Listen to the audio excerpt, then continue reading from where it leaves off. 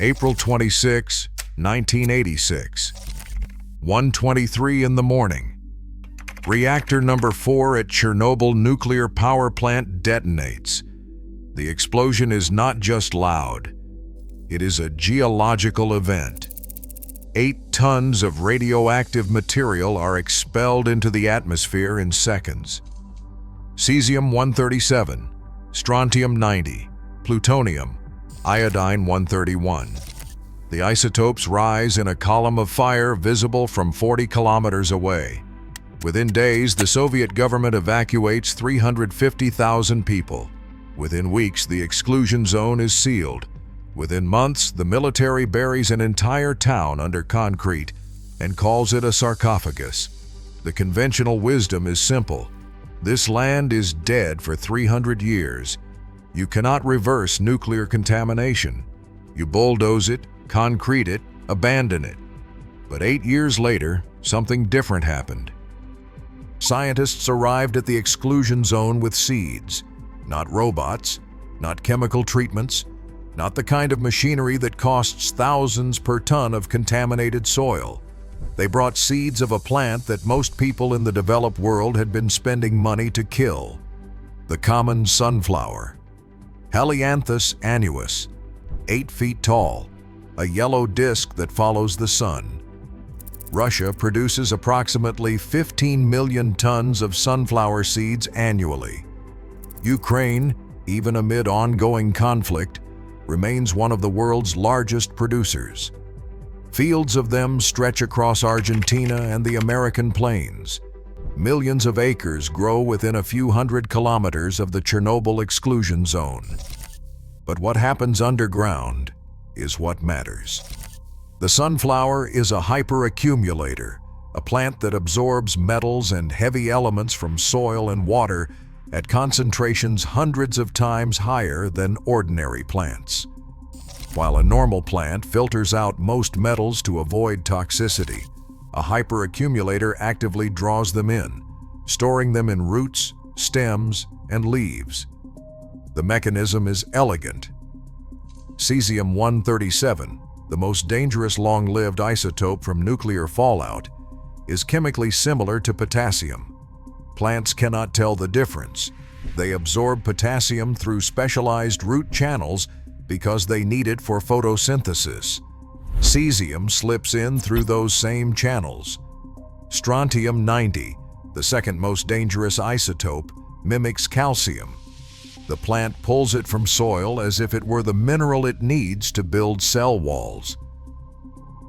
Indigenous peoples of North America cultivated the sunflower for at least 4,000 years, pressed for oil, ground for flour, and roasted for eating. The Hidatsa, the Mandan, and the Lakota grew elaborate varieties selected over generations. When Lewis and Clark crossed the northern plains in 1804, they noted sunflower cultivation everywhere they stopped. Entire fields were maintained by tribal villages as essential crops, not decorative plantings. The sunflower followed European settlers east across the Atlantic.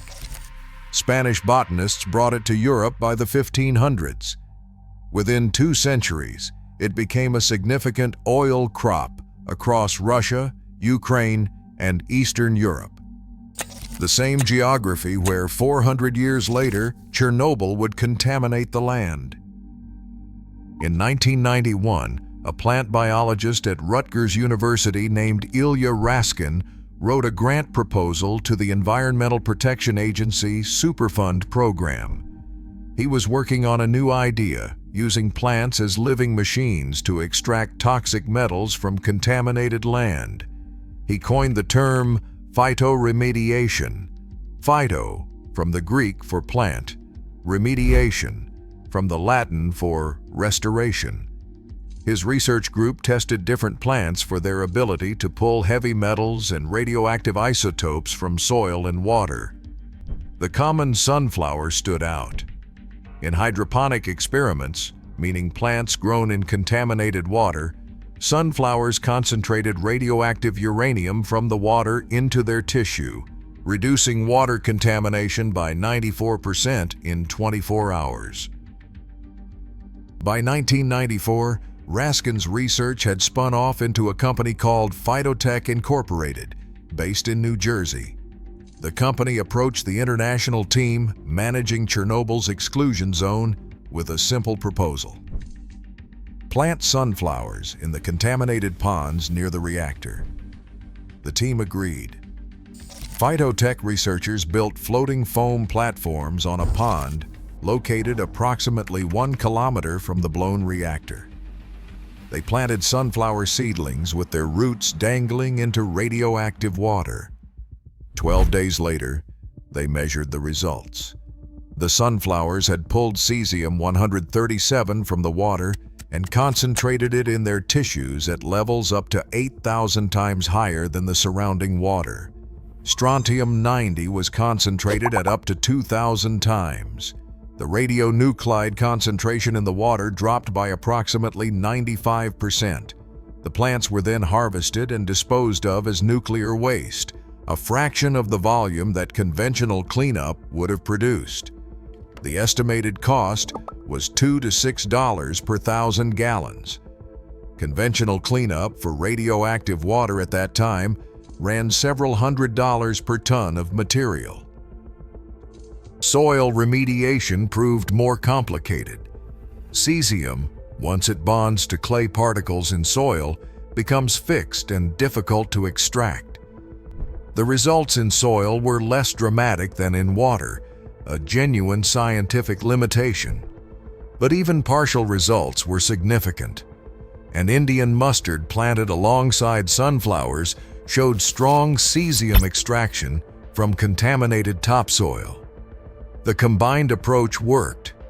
Fields of hyperaccumulating plants were rotated through contaminated zones, pulling isotopes out of the earth season by season. In the years following the Chernobyl experiments, NASA researchers began studying phytoremediation, not just for Earth-based cleanup, but as part of their research into closed-loop life support systems and planetary surface science. If humans were going to live on Mars or operate long-duration missions, they needed to understand how plants process toxic materials.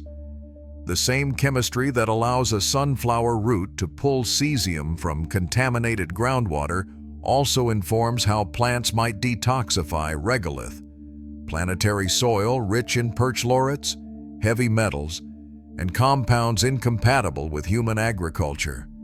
NASA's research confirmed what Raskin's team had documented at Chernobyl.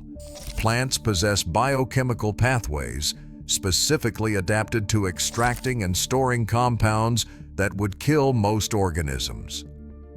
Hyperaccumulation is not a flaw or an accident. It is an evolutionary strategy, possibly developed to discourage herbivores, possibly to manage soil chemistry, but real, consistent, and measurable. By the mid-1990s, phytoremediation was generating real excitement. The Department of Energy funded research. The Department of Defense studied it for cleaning up contaminated military sites. The EPA allocated Superfund dollars to pilot projects. Venture capital arrived. Phytotech went from a university research spin-off to a company with active commercial contracts. And then, quietly, the funding dried up. In 1999, Phytotech sold its phytoremediation technology to a company called Eden Space. Other early phytoremediation companies folded. Venture capitalists moved on. Government agencies reduced funding allocations. The academic papers kept coming. The science was not in question, but the transition from laboratory results to regulatory recognition stalled. The EPA never formally approved phytoremediation as a primary cleanup standard. It acknowledged the research. It funded some studies. But when contaminated sites needed official remediation plans, the kind submitted to regulators, the kind tied to legal liability and compliance, phytoremediation was consistently listed as supplemental or experimental. The default remained excavate, truck, treat, or contain, methods that require diesel equipment, chemical processing, and specialist contractors. The nuclear decommissioning and remediation industry represents billions in annual contracts. Decades of specialized labor, proprietary chemical processes, and machinery supported that industry. Businesses were built on the assumption that cleaning contaminated land requires expensive, complicated intervention. A researcher at the University of Massachusetts named Om Prakash Dankar, who studies phytoremediation, described the problem in the Proceedings of the National Academy of Sciences. The time-intensive nature is part of the reason companies lost interest. It takes multiple growing seasons. It is not glamorous. And when early projects did not deliver instant results, industry confidence collapsed. What he left unspoken was this: a technology that takes 2 growing seasons and costs almost nothing per acre competes directly against a technology that requires ongoing contracts. One of those outcomes is good for the land. One is good for the balance sheet. March 11, 2011. A magnitude 9.0 earthquake strikes Japan's east coast. The tsunami that follows kills nearly 20,000 people and triggers 3 simultaneous meltdowns at the Fukushima Daiichi Nuclear Power Plant. Cesium-137 spreads across rice paddies and forests. Japanese scientists and volunteer groups, remembering Chernobyl, immediately proposed phytoremediation. Fields of sunflowers were planted in contaminated zones around the exclusion area. The logic was sound, the results were not. The Fukushima phytoremediation effort largely failed to reduce soil radioactivity. Several factors compounded to produce different conditions than Chernobyl. First, timing. At Chernobyl, the experiments began 8 years after the accident. That delay had allowed some cesium to migrate into water systems where sunflower rhizofiltration was spectacularly effective.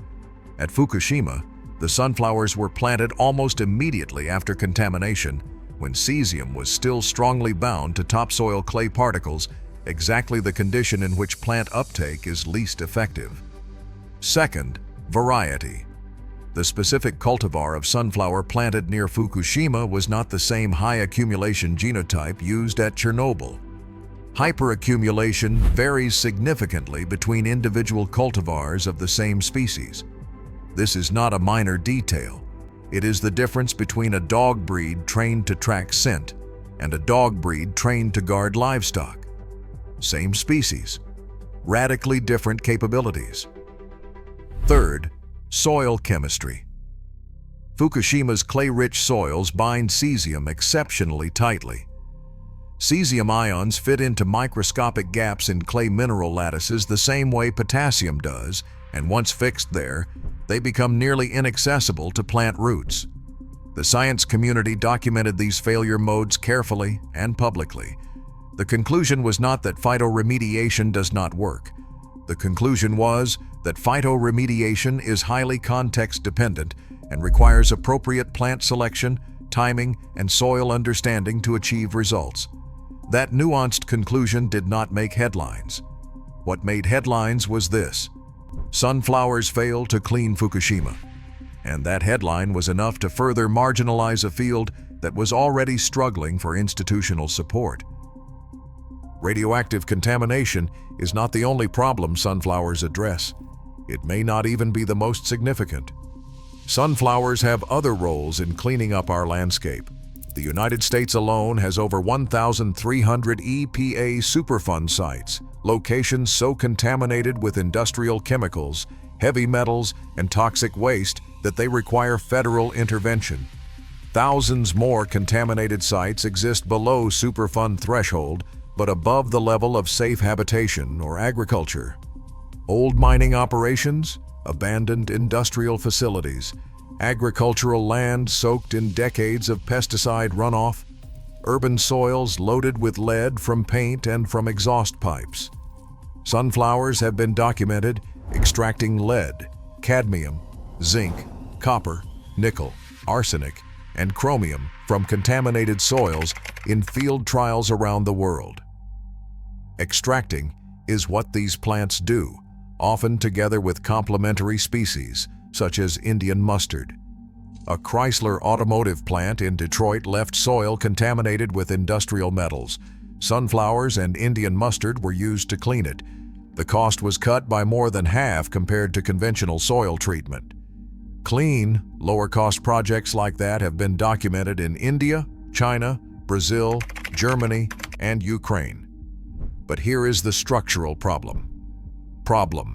Regulatory cleanup standards in most countries require certified remediation plans with documented performance benchmarks.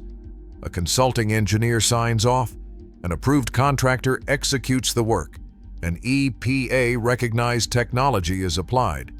The regulatory pathway for phytoremediation exists. It is acknowledged in EPA guidance documents, but it has never been elevated to the kind of primary default approved status that excavation and chemical treatment enjoy. Regulatory inertia matters. That means every site that wants to use phytoremediation has to fight an uphill regulatory battle to get it approved, even when the science clearly supports it. The people who benefit from conventional cleanup technology have no financial incentive to make that battle easier. Uphill fights favor incumbents. The Chernobyl exclusion zone has been undergoing a slow, remarkable transformation. Wildlife has returned. Wolves, horses, lynxes, and bears now inhabit the abandoned villages. The forest has reclaimed the roads.